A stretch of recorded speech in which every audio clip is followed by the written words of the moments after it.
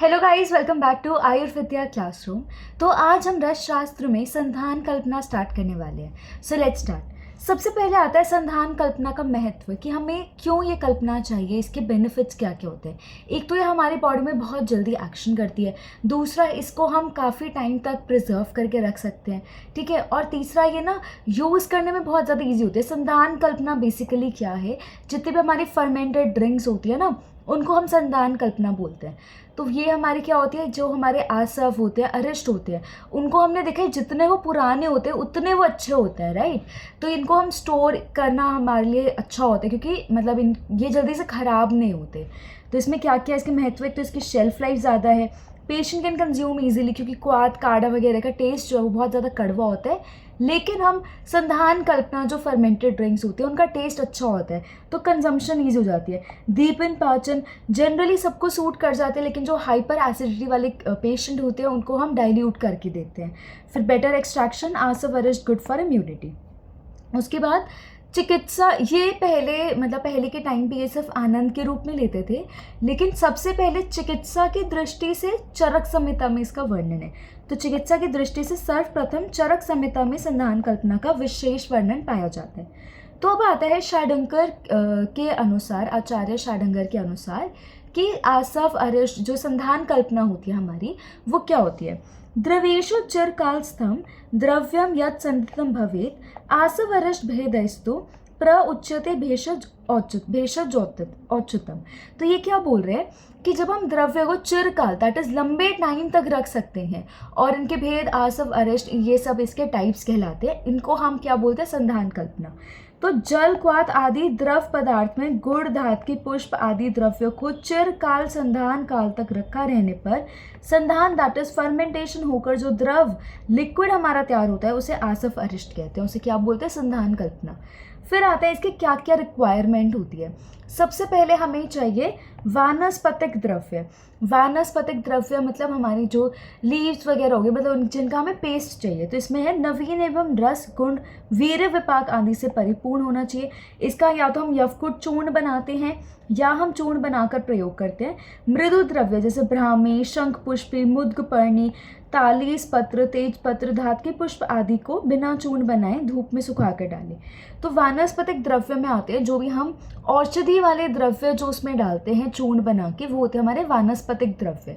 और इसमें इन्होंने बताया है कि या तो हम यवकुट करके, दैट इज कोर्स पाउडर बना के डालते हैं, या फिर हम नॉर्मल चूर्ण बना के डालते हैं। लेकिन कुछ कुछ एक्सेप्शंस है, जैसे हमारे जो मृदु द्रव्य होते हैं जिनको चूर्ण करने की ज़रूरत नहीं है, ब्राह्मी हो गया, शंख पुष्पी, मंडूक पर्णी, तालीस पत्र, तेज पत्र, धात की और पुष्प, इन सब के हम चूर्ण नहीं बनाते, इनको ऐसे ही डाल देते हैं धूप में सुखाकर। फिर आता है हमारा क्वाथ निर्माण, ये थे हमारे वानस्पतिक द्रव्य। फिर आता है एक हमारा क्वाथ। क्वाथ हम कैसे बनाते हैं, द्रव्य लेते हैं, उसमें 4 टाइम्स हम पानी डालते हैं मंद अग्नि पे, जब तक वो 1/4 ना रह जाए तब तक उसको उबालते हैं। फिर आता है क्वाथ आर्थ जल। जल हमारा स्वच्छ होना चाहिए और जितनी मात्रा हमें रिक्वायर्ड है उतनी मात्रा में होना चाहिए। फिर आता है संधान पात्र, कि हम कौन से कंटेनर में फर्मेंटेशन करा रहे हैं, फर्मेंटेशन पॉट हमारा कौन से मटेरियल का होना चाहिए। तो बेस्ट हम स्टेनलेस स्टील का कंसिडर करते हैं, या हमारा जो कांच होता है वो कंसिडर करते हैं। मिट्टी को हम, मतलब आयुर्वेद में आपने जितने भी कल्पनाएं पढ़ी है उस पर आपने मिट्टी का पात्र ये सब सुना है, लेकिन संधान कल्पना में हम मिट्टी का पात्र नहीं यूज़ करते हैं। क्यों नहीं यूज़ करते, क्योंकि मिट्टी का पात्र है वो यूज़ किया तो जितने भी CO2 उसमें फॉर्म होएगी वो सारी हमारे मिट्टी में एब्जॉर्ब हो जाएगी, प्लस वो टूटने फूटने का भी डर रहता है, क्योंकि इसको हम लंबे टाइम तक स्टोर करते हैं। तो सबसे उपयुक्त स्टेनलेस स्टील होता है। इसके अभाव में जब ये प्रेजेंट नहीं हो तो सागवान काष्ठ पात्र या सीमेंट के टैंक होते हैं, इनको अच्छे से हम घी शहद वगैरह से लेप करके अच्छे से साफ करके फिर यूज़ करते हैं। फिर इसमें क्या होता है, मिट्टी के पात्र का प्रयोग नहीं करते, क्योंकि उसमें CO2 एब्जॉर्ब हो जाएगी और उनके टूटने की संभावना भी होती है। उसके बाद आता है संधान योग्य स्थान, कि हम कहाँ पे, कौन सी लोकेशन पे हमें फर्मेंटेशन करानी चाहिए।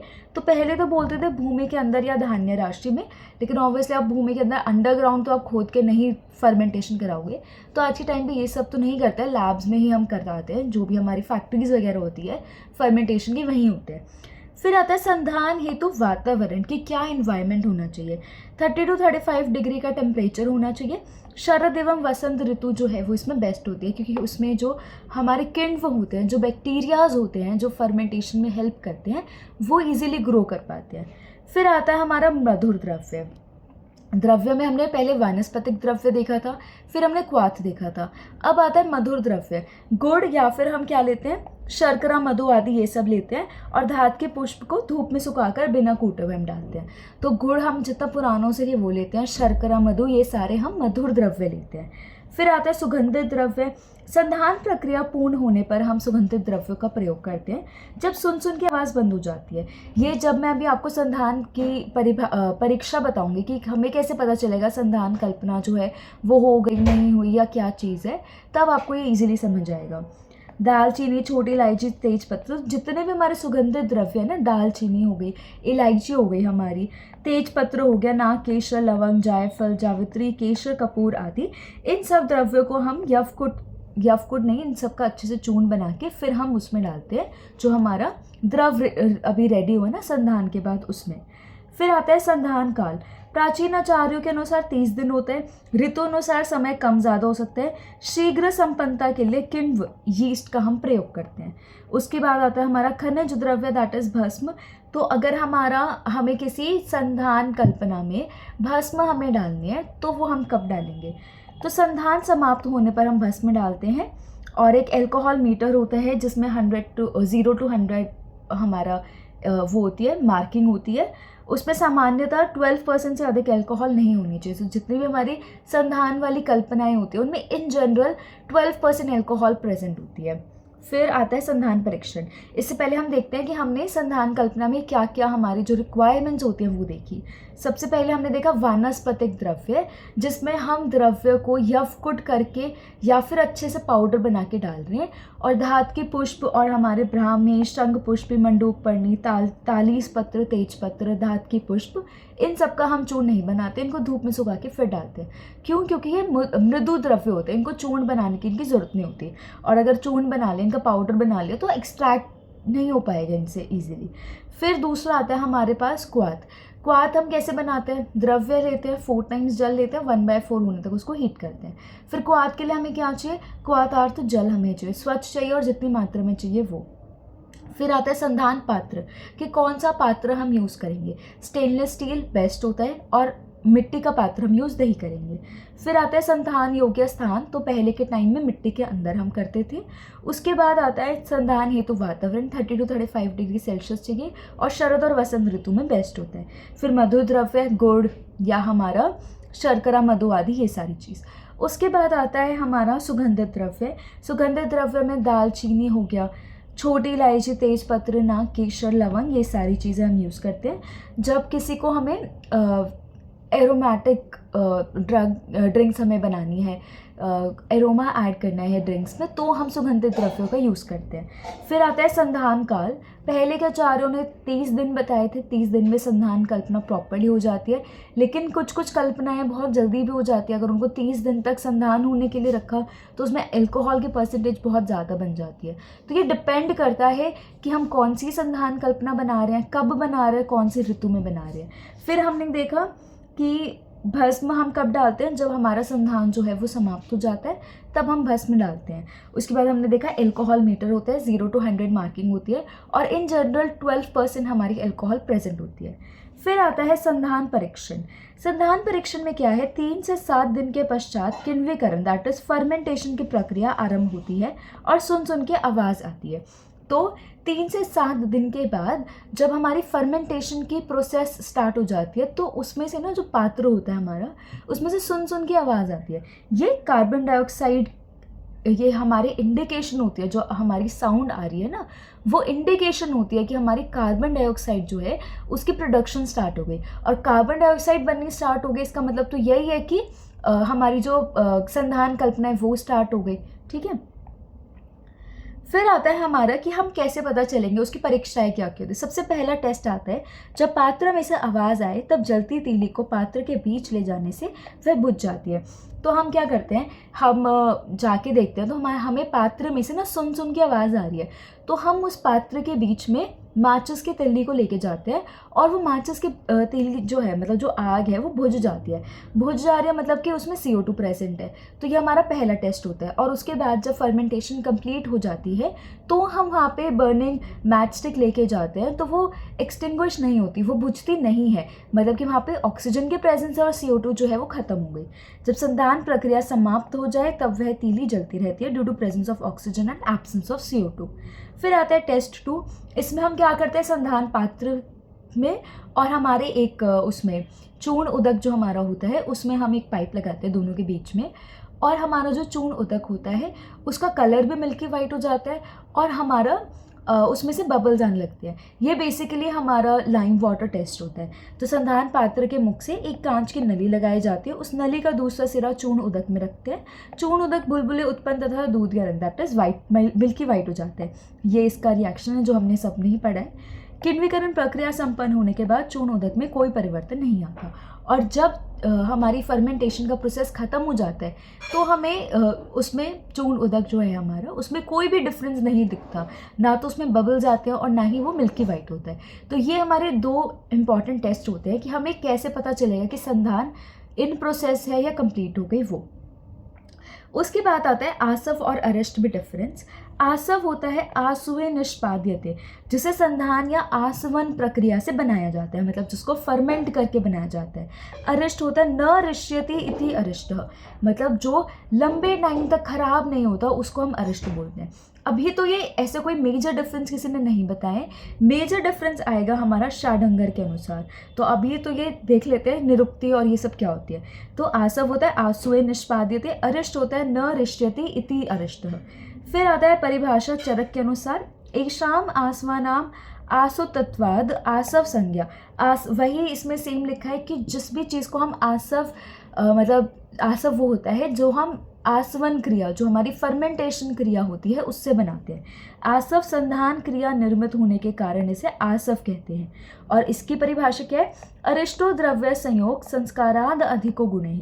अरिष्ट के द्रव्य संयोग एवं संस्कार से गुणाधान अधिक होता है। तो जो हमारा अरिष्ट होता है उसमें एक तो संस्कार होता है और वो लघु होता है डाइजेशन में, और उसमें गुण जो है वो बहुत ज़्यादा होते हैं।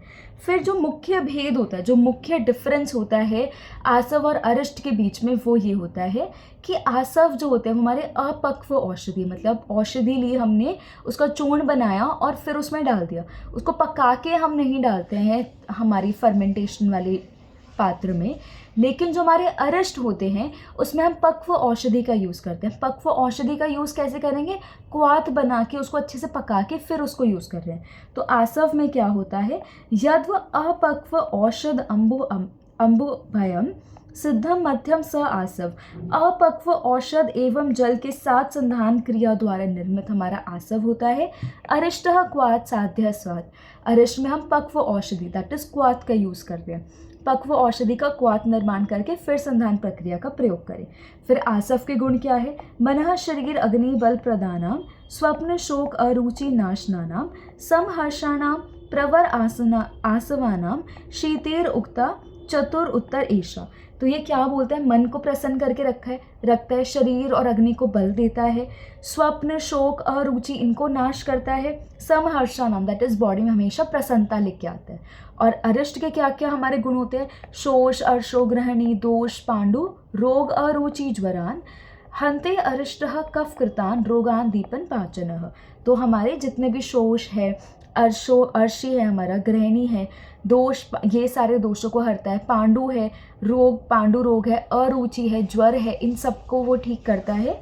और हमारा कफ कृतान, कफ और वात को हरता है, रोगान दीपन और पाचन होता है। जितने भी हमारी फर्मेंटेड ड्रिंक्स होती है वो सारे हमारी गट के लिए हेल्दी होती है, तो सारी ही दीपन पाचन होगी। तो हमने आसव और अरिष्ट में डिफरेंस मेजर क्या देखे, आसव जो है वो हमारा पक्व औषधि से, अपक्व औषधि से बनता है आसव, और अरिष्ट जो है वो पक्व औषधि, मतलब उसमें हम क्वाथ का यूज़ करते हैं। और ये किसने बताया, शाडंगर ने मेन इसका डिफरेंस बताया। फिर आता है हमारा आसव के योनिया, मतलब आसव हमारे 9 वेज, 9 हमारे 9 उससे ओरिजिन होता है। क्या क्या इसकी योनियाँ हैं? धान्य, सीरियल्स, फल, मूल, सार, पुष्प, कांड, पत्र, त्वक, शर्करा। ये 9 आसव की ओरिजिन, आसव की योनियाँ है। और आचार्य चरक में, मतलब चरक संहिता में 84 हितकर आसव का वर्णन है। तो ये हमें याद होना चाहिए कि शर्करा में कितने हैं और इसमें कितने होते हैं। सबसे पहले शर्करा आती है, उसमें 1, फिर पत्र है उसमें 2, फिर त्वग और कांड है उसमें 4, फिर धान्य में 6। शर्करा में 1, पत्र में 2, त्वग और कांड में 4, धान्य में 6। क्या हो गया? शर्करा में 1, पत्र में 2, त्वग और कांड में 4, फिर धान्य में 6। 2 बढ़ रहे हैं इसमें तो, ठीक है। फिर पुष्प और मूल में 10 और 11, फिर सार में 20 और फल में 26। तो ये क्या देखा हमने? शर्करा और पत्र 1 2, फिर आता हमारा त्वग और हमारा कांड, उसमें 4 और धान्य में 6। फिर हमारे आते हैं पुष्प और मूल 10 11, और फिर आता है सार और फल 20 और 26। फिर आता है आसव अरिष्ट के अनुक्त प्रमाण कि इन जनरल हमारी क्या क्वांटिटी का मेजरमेंट रहता है वो। अनुक्तमान अरिष्टेषु द्रव द्रोणे तुलाम गुणम शोद्रम शिपेद गुण अर्धम प्रक्षेपम दशम अंशिकम। तो ये क्या बोल रहे हैं? द्रव द्रोणे मतलब जो हमारा लिक्विड होता है वो हम 1 द्रोण ले रहे हैं। तुलाम गुणम, गुड़ हम कितना ले रहे हैं? 1 तुला। शौद्रम शिपेद गुड़ अर्धम, जो हमारा शौद्र है, जो मधु हनी जो होता है वो हम गुड़ अर्धम दैट इज गुड़ के आधी अमाउंट में ले रहे हैं। प्रक्षेपम दशम अंशिकम, और प्रक्षेप हम 1/10 ले रहे हैं गुड़ की क्वांटिटी से। तो क्या क्या होगा? जो हमारा द्रव है वो 1 द्रोण दैट इज 12.288 लीटर्स हो गया। गुड़ जो है हमारा वो 1 तुला दैट इज 4.80 kgs हो गया। मधु जो है वो गुड़ से आधा हमने देखा 2.4 kgs। प्रक्षेप द्रव्य गुड़ से 1/10 दशम अंश हमने देखा दैट इज 4.8 kg नहीं है ये, 480 ग्राम है ये। जस्ट अ सेकेंड, ठीक है। उसके बाद आता है हमारा औषध प्रसाधन अधिनियम के अनुसार आसव वरिष्ठ के अल्कोहल। अब इन जनरल जो हमारे अल्कोहल की अमाउंट होती है वो 12% होती है, लेकिन इसमें एक्सेप्शंस क्या क्या है? मृत संजीवनी सुरा और महाद्राक्षा आसरफ, इनमें हम 16% अल्कोहल होती है। तो इनकी पैकिंग एडवाइसेस भी है, मतलब इनमें अल्कोहल की परसेंटेज ज़्यादा है तो इनकी पैकिंग जो होती है वो कम होती है। मतलब हमारे मृत संजीवनी सुरा इसमें भी 16 होती है तो इसको हम 30 ml पैक करते हैं। महाद्राक्षा आसव जो है उसमें भी 16% होती है, उसको भी हम 120 ml पैक करते हैं। फिर हमारे कर्पूर आसव, अहिफेन आसव, मृगमद आसव, इनको भी हम 15 ml। तो इनकी डोजेज जो है हमने, इनकी जो पैकेजिंग है उनको हमने कम रखा है। क्यों? क्योंकि इनमें एल्कोहल की परसेंटेज जो है वो ज़्यादा होती है। So this was all for asava arishta, और एक इंट्रोडक्टरी लेक्चर था आज हमारा संधान कल्पना का। नेक्स्ट लेक्चर में हम आगे कंटिन्यू करेंगे शुक्त, मध्य, और उनमें जितनी भी हमारी छोटी छोटी कल्पनाएं होती है वो सारी कवर करेंगे। सो आज के लेक्चर में हमने क्या क्या देखा? सबसे पहले हमने देखा कि संधान कल्पना का महत्व क्या है। शेल्फ लाइफ ज़्यादा होती है, कंजम्पशन अच्छी होती है, टेस्ट अच्छा होता है, और दीपन पाचन होती है, गट के लिए हेल्दी होती है। उसके बाद हमने देखा कि सबसे पहले इसका वर्णन कहाँ था? चरक संहिता में। फिर हमने देखा कि इसमें क्या क्या चाहिए हमें। वानस्पतिक द्रव्य चाहिए, क्वाथ चाहिए, क्वाथ के लिए जल चाहिए, संधान पात्र चाहिए, उसके लिए स्थान चाहिए, वातावरण क्या होना चाहिए वो देखा हमने। फिर हमने देखा मधुर द्रव्य हमें चाहिए, इसमें सुगंधित द्रव्य चाहिए, भस्म अगर हमें चाहिए। फिर हमने काल देखा, और संधान परीक्षण में हमने 2 टेस्ट देखे मेन हमारे, कि सुन के आवाज़ आएगी और बर्निंग मैचस्टिक जो है वो बुझ जाएगी अगर संधान प्रक्रिया समाप्त हो गई तो। और दूसरा हमने लाइम वाटर टेस्ट देखा। फिर आता है आसव और अरिष्ट में डिफरेंस। मेन डिफरेंस बताया था आचार्य शाडंगर ने कि आसव जो है वो अपक्व औषधि से बनता है और अरिष्ट जो है वो पक्व औषधि दैट इज क्वाथ से बनता है। उसके बाद हमने आसव की योनियाँ देखी। उसमें हमने देखा कि आचार्य चरक ने बोला है कि 84 हमारे हितकर आसव होते हैं। उसमें उन्होंने बताया 1 शर्करा, 2 पत्र, त्वग कांड के हमारे 4, धान्य के 6, फिर पुष्प और मूल के 10 और 11, एंड सार और फल के 20 और 26। उसके बाद हमने आसव का अनुक्त प्रमाण देखा कि द्रव हमें चाहिए 1 द्रोण, गुड़ हमें चाहिए 1 तुला, मधु हमें चाहिए गुड़ का आधा दैट इज 2.4 kgs, एंड हमारा जो ये होता है प्रक्षेप द्रव्य वो हमें चाहिए गुड़ का 1/10 दैट इज 480 ग्राम्स। फिर हमने देखा कि हमारी इन जनरल तो 12% होती है अल्कोहल, लेकिन जो हमारी ये थे मृत संजीवनी सूरा और महाद्राक्षा आसव, इनमें 16% अल्कोहल होती है। एंड सिंस इनकी अमाउंट्स जो है अल्कोहल की वो ज़्यादा होती है, इनकी पैकेजिंग जो है वो हम कम रखते हैं।